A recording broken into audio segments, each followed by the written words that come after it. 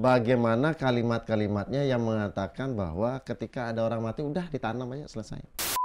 Ternyata ngaben biayanya puluhan juta mungkin, Iya. air sing lapis, nah Kang Wang tanam kan banyak, kan patuh masih mayit kalau hancur mayatnya gitu. Kita coba lihat bagaimana ketika ada orang memperlakukan mayat itu dengan sebaik-baiknya, bahkan dengan upacara yang megah, yang besar itu. Tampaknya itu sebagai tanda bahwa bagaimanapun juga kita pernah menggunakan tubuh ini ketika masih hidup, tubuh pinjaman ini. Setidak-tidaknya pada saat mengembalikan kepada Ibu Pertiwi, kita kembalikan dengan penuh rasa hormat.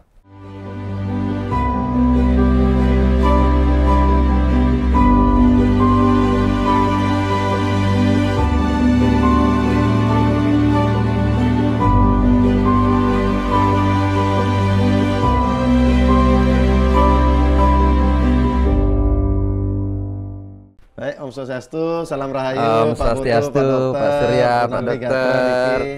kena Luar becek. biasa.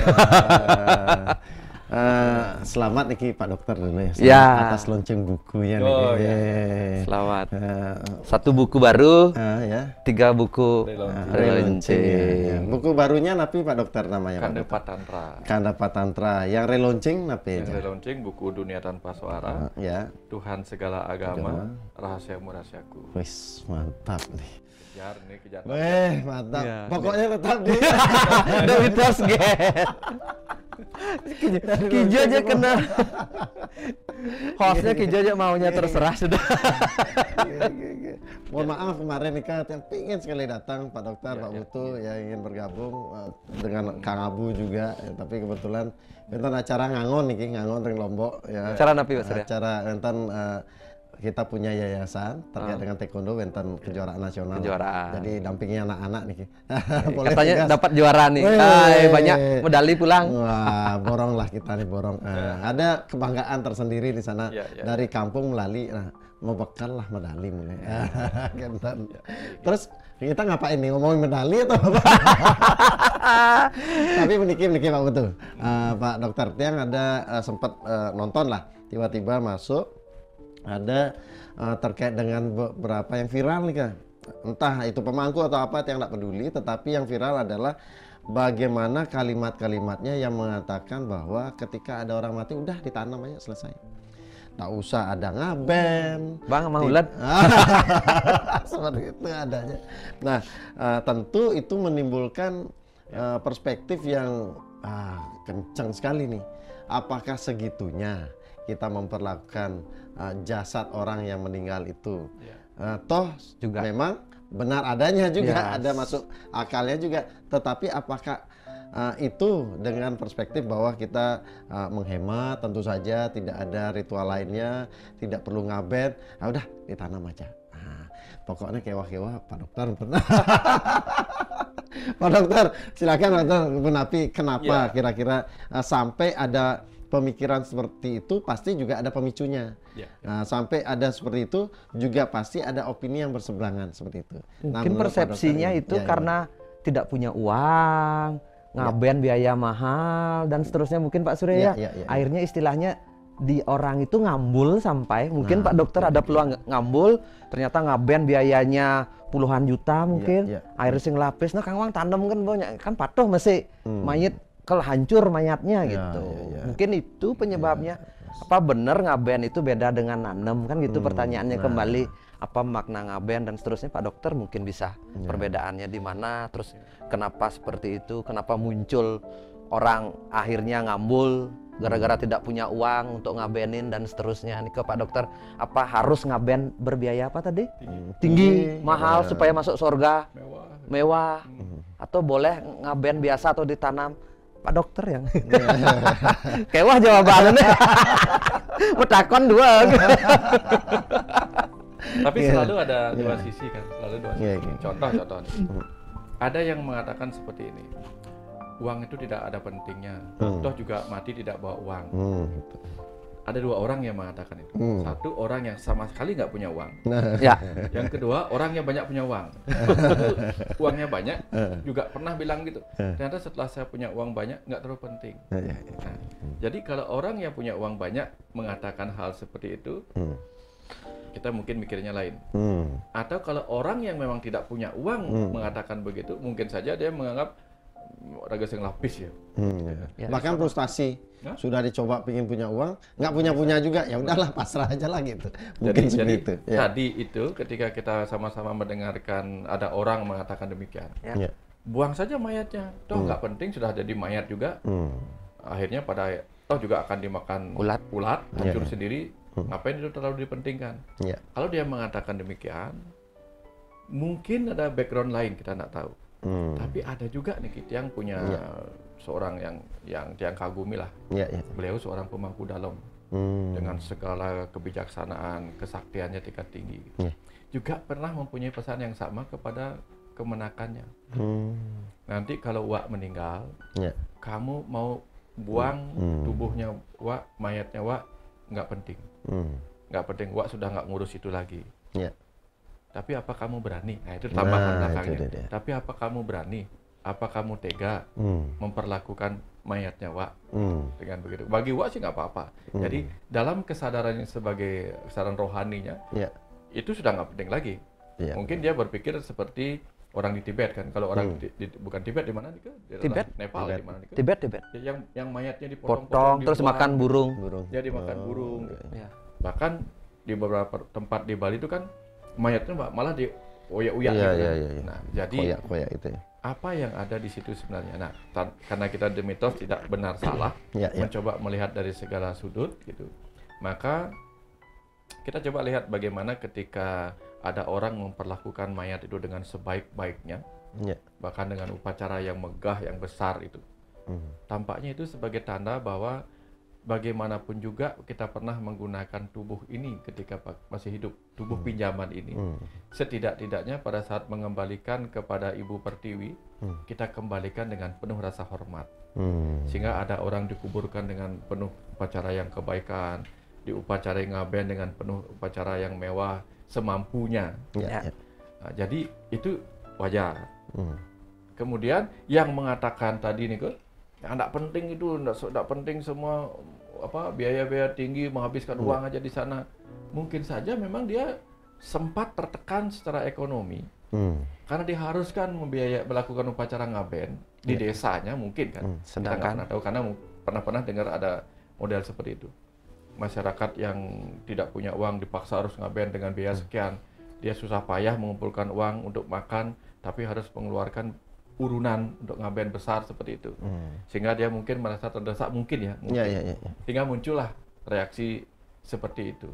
Nah, terus mana yang benar sebenarnya? Apakah ngaben yang besar yang bermanfaat, apa ngaben yang kecil yang bermanfaat? Nah, kemudian kita kembali lihat tatanan upacara itu kan ada 9 Pak Budut. Dibagi 3 awalnya itu nista, madya, utama. Nista itu artinya inti, kemudian madya dan utama.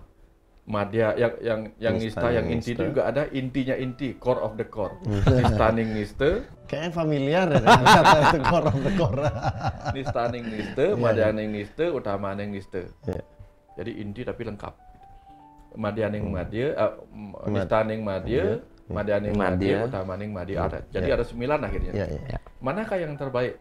Kita nggak pernah tahu. Tetapi kemudian muncul juga ajaran yang mengatakan bahwa hanya karma lah, hanya dharma lah yang akan membawa roh kemana perginya. Nah, kapan-kapan kita bicarakan tentang itu. Tetapi dari sini kemudian kita tahu bahwa apapun bentuk upacara itu dari segi tingkatan itu nggak penting. Tapi yang terpenting itu mana? Nah, di sini kemudian kemarin yang ketemu Ida Dukuh, Ida Dukuh Celagi, beliau mengajarkan banyak hal sekali dan masuk akal sekali. Contoh ceritanya begini, Surya. Ada yantra, tantra, mantra. Yantra itu simbol-simbol, tantra itu metode, mantra itu ya doa-doa, ucapan afirmasi dan sebagainya. Sehingga kalau ketiga-tiganya bagus, baguslah. Nah, jadi di level mantra itu, kalau jenana seorang sulinggih pendeta yang akan memimpin upacara itu luar biasa jenananya, kemampuannya, CD-nya bagus, bahkan cukup dengan upacara kecil efeknya besar. Tapi kalau zaman sekarang ini kita nggak tahu kemampuan jenana dan kemampuan hidup pengidap kita nggak tahu. Kalau zaman dulu kan luar biasa. Bahkan konon Pak Putu ada orang minta tirta pengentas ke gereja, pendetanya tidak ada di gereja, dicari ternyata pendetanya ada di sawah. Minta tirta pengentas, diambilkan air di saluran air, dimantrai sedikit tanpa upacara apa-apa, dimantrai, dikasih dia. Terus dia nggak percaya. Saking nggak percaya, masa sih pendeta sudah ditemui di sawah, ambil airnya sembarangan, dikasih tirta pengentas, masa sih ini bertuah gitu. Tiba-tiba yang tadinya dia ragukan tuahnya, membuat dia jatuh, air yang terciprat kemana-mana itu membakar padi yang kena itu. Di situ dia percaya. Ternyata air yang tadi diambil itu bertuah walaupun hanya dimantrai sederhana seperti itu. Nah zaman itu kan pendeta tuh jenananya tinggi. Nah kalau sekarang kita nggak tahu, sehingga dengan tidak adanya jenana yang tidak setinggi orang dulu, tidak sehebat orang tua dulu, mungkin akhirnya dibutuhkan yantra, peralatan, upakara yang lebih besar, sehingga hasilnya lebih bagus dengan ilmu yang sederhana, dengan jenana yang kecil. Samalah dengan dulu kita awal-awal punya HP, kan HP-nya gede-gede, HP-nya gede-gede, aplikasinya sedikit, kemampuannya sedikit. Sekarang HP-nya kecil, kemampuannya tinggi kan gitu contoh. Ya mungkin itu yang kemudian. Berarti yantra ini sebagai simbol ya, kan yantra itu simbol-simbol ya, yang nanti upakara-upakara itu. Ya, nanti itu yang akan membantu prosesi secara keseluruhan, di mana terkadang ya namanya kita atau siapapun itu yang melakukan proses mantra itu melalui kecerdasannya, ya mungkin saja juga sedang terpengaruh dengan situasi-situasi tertentu. Nah dibantulah dengan yantra tadi, seperti itu ya Pak. Sama dengan kita begini sudah potong, sama dengan di awal-awal ketika kita belum mampu mempresentasikan sesuatu dengan baik, dan orang yang mendengar juga mungkin belum sefrekuensi, kita butuh banyak gambar di PowerPoint, banyak page di PowerPoint, hanya untuk menyampaikan apa yang kita ingin sampaikan. Tapi kapan kita sudah mengalir, udah nggak penting lagi bahan-bahan alat bantu seperti itu, maka dengan berimajinasi saja orang-orang sudah mengerti. Zaman itu. Tapi sekarang ini yang terpenting, sehingga kembali kita tadi, apakah upakara yang besar akan membantu, apakah upakara kecil yang akan membantu, semua kembali kepada 3 komponen tadi, yang punya kerjaan, yang menghandle pekerjaan, dan yang memimpin pekerjaan itu, yang disebut dengan Tri Manggalaning Yadnya lah kalau di Bali. Seperti itu. Nah sekarang situasinya seperti ini Pak Dokter, Pak Putu. Oke, anggaplah gitu, seseorang itu merasa, tanda kutip ya, merasa sudah mempunyai jenana yang bagus sekali, sehingga dia tidak perlu lagi yantra. Apakah itu bisa juga membuat dia harus ngomong seperti itu kah? Dan memperlakukan orang yang sudah meninggal dengan segitunya? Apakah seperti itu atau gimana? Nah, itu tadi karena ada 3, yang punya gawe dan yang memimpin. Kalau untuk diri sendiri, keluarga sendiri yang sudah frekuensinya sama, mungkin bisa dilakukan yang sederhana. Tapi untuk orang lain, belum tentu orang lain dengan mudah bisa bisa langsung percaya. Contoh nih, kita pakai Pak Putu sebagai contoh. Ketika ada orang mau ngelamar pekerjaan di perusahaannya Pak Putu, minta rekomendasi ke Pak Surya atau ke Tiang, mungkin Tiang suruh bikin dokumen yang banyak. Setelah dokumen yang banyak, apakah langsung diterima sama direktur? Belum tentu. Direktur baca semuanya, belum tentu diterima. Tapi Pak Putu bikin nota terima. Kenapa? Dengan hanya nulis kata terima di potongan kertas kecil langsung diterima. Karena Pak Putu punya power untuk mengatakan itu. Nah, jadi upacara itu seperti dokumen besar yang bisa mempunyai kekuatan bagi orang-orang seperti kita yang tidak tahu apa-apa. Tapi di level mereka orang-orang suci yang sudah itu, maka bahkan mereka bisa moksa tanpa membakar diri dengan jenana gitu. Itu contoh. Saya kira masuk akal nggak analogi tadi? Betul ya, gimana Pak Putu? Sudah langsung masuk akal lah.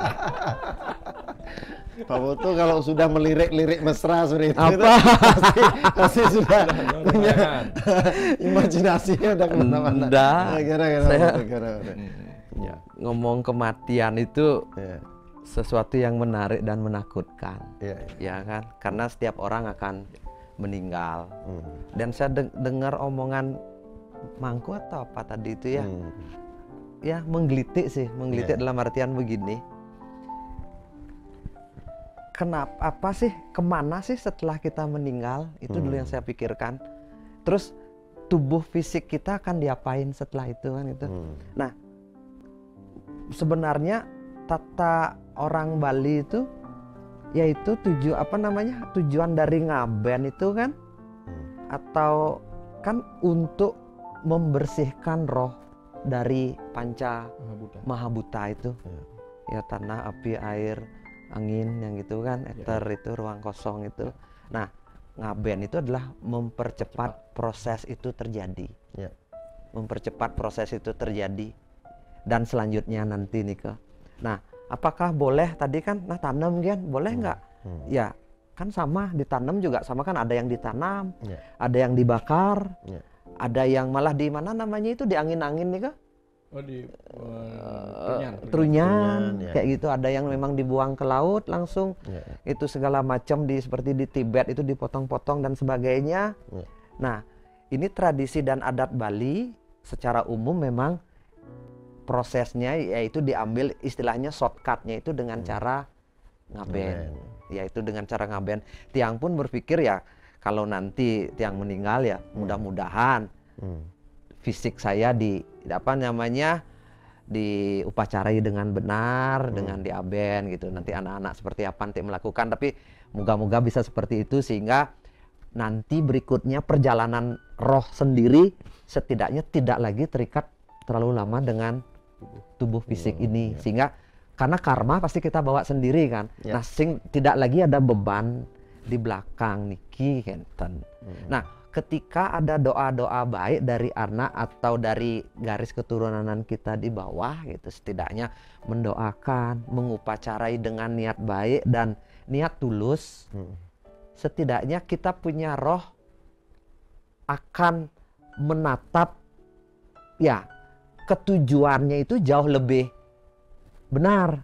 Tidak masih ada ikatan-ikatan duniawi yang ini. Nah, bentuk upacaranya ngaben itu ya saya berpikir baik niste, madya maupun utama, ya itu preferensi atau pilihan masing-masing. Yang penting yang berpikir hati yang tulus itu dari anak-anak kita yang melakukan gitu. Kalau seperti tadi itu ngedumel isinya, ya masih lah ada ikatan-ikatan yang tidak benar gitu loh.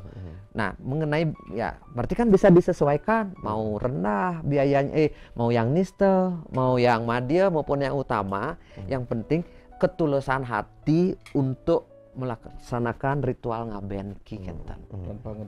Tanpa ngedumel nih ngedumel. Nah, disitulah nanti kita juga sebagai yang bisa ngelihat lah, anggap kalau bisa ngelihat dari alam sana, lihat anak cucu kita apa ya bahagia ya melakukan upacara itu, sing ada keributan, uyut nganti utang gini gitu misalnya, kita pun ya berjalan itu dengan sangat tenang, ikhlas dan sebagainya kan. Tidak ada beban seperti ini ke dokter. Itu mungkin nilai-nilai yang harus ditanamkan. Jadinya mau nanti prosesnya ditanam dulu, mekingsan, nanti ngaben, ya tidak ada masalah begitu ya. Yang penting bagaimana menjalani itu dari hati nurani bahwa yang meninggal ini orang tua saya, orang yang saya cintai, dan saya harus memperlakukan dengan baik. Begitu aja sih pandangan tiang, Pak Dokter. Gimana Pak Dokter, tadi ada hal baru boleh cerita nak. Boleh percaya boleh tidak, ini agak seru-seru sih. Tapi sepertinya kita memang dilahirkan di Bali ini untuk percaya hal-hal seperti itu. Ini beliau kemarin di Dukuh bercerita tentang seorang pendeta di Bali yang memang terkenal. Terkenal dalam arti beliau sastrawan besar, dia meninggal di usia 126 tahun. Jadi dengan jenana yang bagus itu. Suatu hari katanya beliau bercerita, ide pedanda ini muput upacara ngaben. Tapi pada saat muput upacara ngaben, yang diaben satu orang sebenarnya. pada saat ngaben itulah beliau bingung. Karena dengan kekuatan beliau sastrawan kan agak logis juga. Ternyata beliau melihat banyak sekali roh-roh yang datang. Sampai beliau bingung, konon waktu bingung, ini yang ngaben sebenarnya siapa nih? Yang mana nih orang-orangnya? Ditanya sama keluarganya. Ini yang ngaben ini yang sebenarnya siapa? Oh, yang ngaben itu pamannya. Terus yang lain-lain itu siapa ya gitu? Yang mana? Nah, yang punya gawe nggak tahu. Nah, kemudian supaya bisa melihat gini, langsung lah ide pedandanya tuh. Karena dengan jenazahnya tuh melakukan sebuah ritual, kemudian ngangkat gininya.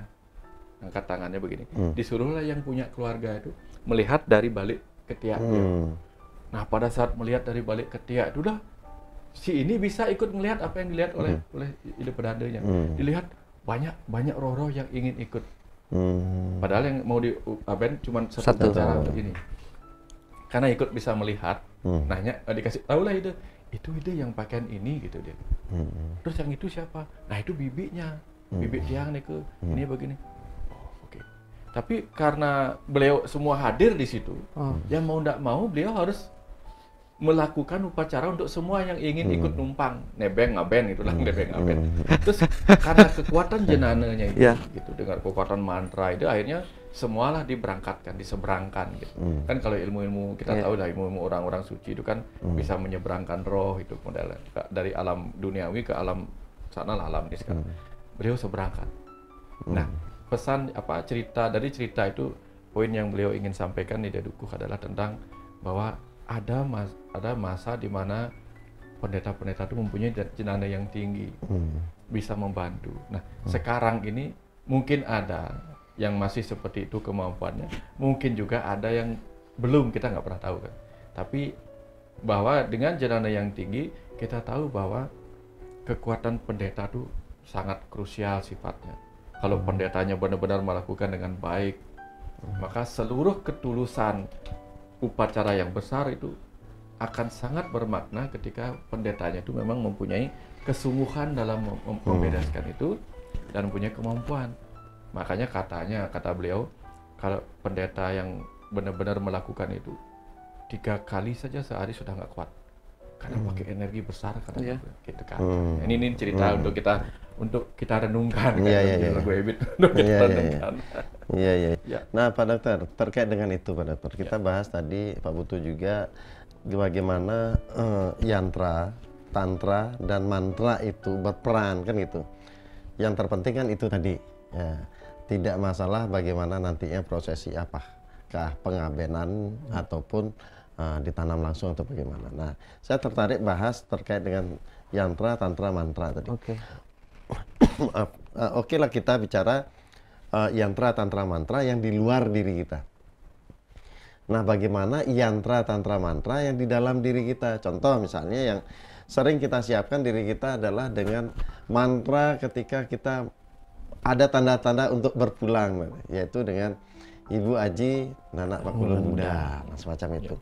Itu adalah bagaimana satu kalimat yang kalau menurut saya pribadi itu merasakan satu kesiapan untuk pulang, sangat siap lah dengan pulang.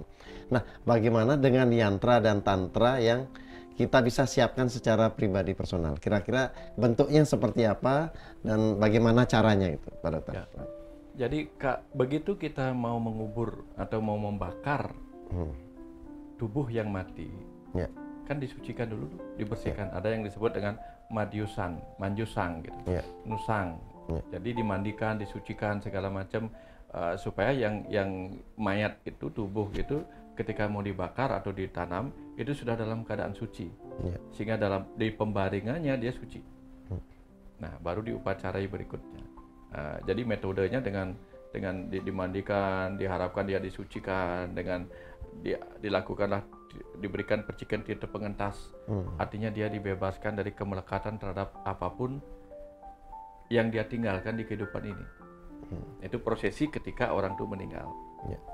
Tapi kepada diri kita apa yang kita lakukan? Setiap malam itu kan kita akan dikubur dalam kematian tidur. Dikubur di dalam selimut, dalam kematian tidur. Lalu apakah penyucian sudah kita lakukan terhadap tubuh kita? Mungkin mandi malam. Setelah itu apa? penyucian pikiran kita dari kemelekatan terhadap hal-hal yang mungkin mengganggu kita, mengotori kita sehari-hari dari pagi sampai malam itu. Nah, metodenya apa? Dengan afirmasi memaafkan. Sehingga tidur tanda petik kematian sementara kita sepanjang malam itu menjadi kematian yang menenangkan. Sehingga kita afirmasi memaafkan apa yang buruk hari ini yang kita lakukan atau kita terima. Berterima kasih atas hal baik dan hal buruk.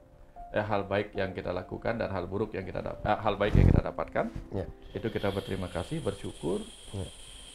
Baru kemudian kita mantranya adalah afirmasi. Semoga malam ini aku tidur nyenyak, seluruh jiwaku kembali suci. Itu contoh. Contoh dalam kematian sehari-hari. Tapi kan itu yang jarang kita lakukan. Makanya ada yang dijawab apa dia bilang? Mati sak jeroning urip ya. Mati selagi hidup. Jadi selama hidup kita belajar mati. Mati apa? Menyucikan tubuh kita yang mau tidur. Menyucikan pikiran kita supaya nggak terbawa semua beban-beban batin itu ke dalam tidur kita gitu kan. Nah, itu contoh. Dan itu perlu latihan ya. Perlu latihan. Itu yang tidak kita lakukan. Makanya nanti begitu meninggal ya udah upacara gede-gedean itu. Iya. Karena seringkali juga salah satu karena banyak juga yang menyatakan seperti ini. Nah, kita bicara etika secara personal. Banyak orang bilang, kapan lagi kamu memperlakukan orang tuamu dengan lebih baik gitu. Kalau tidak sekarang lagi, dan itu juga setelah mati gitu ya. Selama hidup. Padahal banyak hal yang bisa dilakukan sebelum berpulang gitu. Entah bentuk perhatian apa, sesuatu yang lebih spesial itu bisa dilakukan sebelum mati itu sendiri kan gitu. Nah, menurut Pak Putu gimana Pak Putu? Dengan tadi sudah tersampaikan bagaimana yantra, tantra, mantra itu dilakukan sebelum prosesi secara alami kita berpulang. Ada hal nggak tambahan yang mungkin bisa Pak Putu tambahkan dari sana? Gini ya, upacara itu adalah ritual orang meninggal yang dilakukan oleh keluarga yang masih hidup. Tapi yang terpenting sebenarnya meninggal itu perjalanan bagi si yang mati sendiri kan, termasuk saya pun akan meninggal. Makanya sebenarnya ajaran-ajaran suci tadi bilang simbol, yantra, tantra, mantra itu ya kita yang melakukan itu. Sebenarnya saya melihat gini, gimana ya? Setiap perjalanan itu adalah pelajaran-pelajaran tentang kematian. Kita harus memaknai setiap perjalanan itu adalah pelajaran tentang kematian. Bagaimana kita bisa melewati kematian kalau kita melewati tantangan hidup saja masih proses ngedumel dan marah-marah. Gitu. Ketika kita ada masalah, ya dicopet uangnya 1 juta aja sudah ribut gitu loh. Terus kita sendiri sakit aja ngeluhnya luar biasa, suka apa segala macam. Itu adalah kematian-kematian kecil di dalam sebuah proses hidup. Sebenarnya itulah disebut dengan simbol-simbol kematian. Banyak sekali masalah. Ada masalah dengan keluarga, ada kesulitan hidup, pernah sakit, kejatuhan kebangkrutan, banyaklah masalah. Itu adalah kematian kecil. Di sini saja, kalau di sini saja simbol yang muncul, kita tidak bisa tenang dalam menghadapinya. Berarti bagaimana dengan kematian besar yang nanti kita akan melewati melepas tubuh fisik, tubuh emosi, tubuh jiwa dan seterusnya nih ke 5 lapisan badan ini. Hanya melepaskan kemelekatan kita dengan kehidupan saja. Ya, banyak hal lah. Banyak hal jadinya yang harus kita lakukan. Jadinya hal-hal sepele bisa yang kita lakukan dengan kesadaran sehari-hari. Contohnya apa?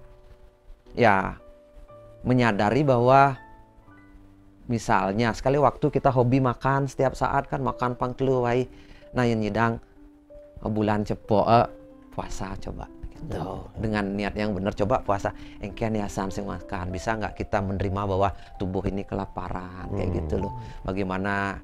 Nah itu yang disebut dengan hal-hal sederhana gitu. Hal sederhana bisa nggak diantara kesibukan kita sehari-hari ada waktu jeda pagi sama sore, diam sejenak, ya 15 menit lah. Entah gayatri, entah apa gitu loh. Hanya mendiamkan tubuh untuk mengenal diri bahwa sebenarnya kita tidak pernah dikejar oleh waktu gitu. Bahwa kita pokoknya nubar rasanya telah waktu singlah waktu untuk diri sendiri sampai gitu loh. Simbol-simbol ini yang harus kita bangun dengan penuh kesadaran. Ya, orang punya uang, tidak punya uang sama saja sebenarnya proses ini. Kita pun ya anggaplah saya punya uang. Kalau tidak punya waktu, tidak punya waktu. Orang yang tidak punya uang juga tidak punya waktu untuk kembali mengenal diri kita. Karena nanti ketika kita meninggal ini, kalau kita tidak latih, saya pun belum tentu benar gitu. Tapi kalau tanpa dasar latihan gitu, kita akan kemelekatan itu luar biasa. Bukan pada saat meninggalnya, mungkin setahun, 2 tahun, 3 tahun. Terus saya sering membayangkan diri, anggaplah kita meninggal usia 70, nah luang nasib 80 gitu misalnya. Semakin kita usia 70 nih, anggap usia 70 gitu. Ketakutan itu akan menghantui setiap saat. Benpidan kalau ragu mati nih bo batis entut lah sakit gitu lo, bangun bo kewa nelimo gisi bo gitu lo, makan sing enak bo bangkiang mulai sing hidang menjalan. Itu hantu menuju kematian itu sudah akan datang. Dan tidak bisa kita belajar pada saat kita sudah reot. Tidak bisa kita belajar untuk mengenali ketakutan itu, mengenali emosi-emosi negatif itu ketika kita sudah ada di titik akan menuju jalan kematian itu. Pada saat seperti inilah kita latih yantra tantra mantra itu dengan kehidupan sehari-hari. Apa yang bisa kita lakukan? Sediakanlah waktu untuk diri sendiri, mengenali perasaan batin, mengelola ya banyak hal lah yang bisa kita lakukan, Pak Surya.